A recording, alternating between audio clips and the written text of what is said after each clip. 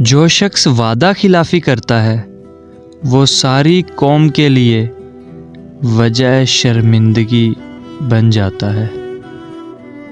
खुदगर्ज लोगों से दोस्ती और प्यार करने का मतलब है अपने आप को जलील करने के सिवा और कुछ नहीं। जैसे मोहब्बत आप अपने माँ बाप से करेंगे वैसी मोहब्बत आपकी औलाद आपसे करेगी। ज़िंदगी बग़ैर मोहब्बत के मुसीबत और बग़ैर अक्ल के हिवानियत है। खूबसूरती का ताल्लुक़ नज़र से कम और दिल से ज़्यादा होता है। बाकमाल लोग दूसरों के ऐब नहीं देखते।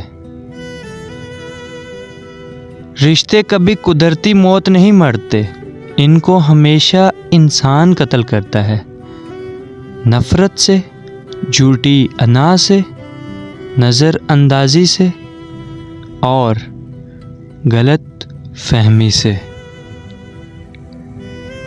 ज़िंदगी को ज़रूरत की तरह गुजारो, ख्वाहिश की तरह नहीं, क्योंकि ज़रूरत फ़कीर की भी पूरी हो जाती है लेकिन ख्वाहिश बादशाह की भी अधूरी रह जाती है।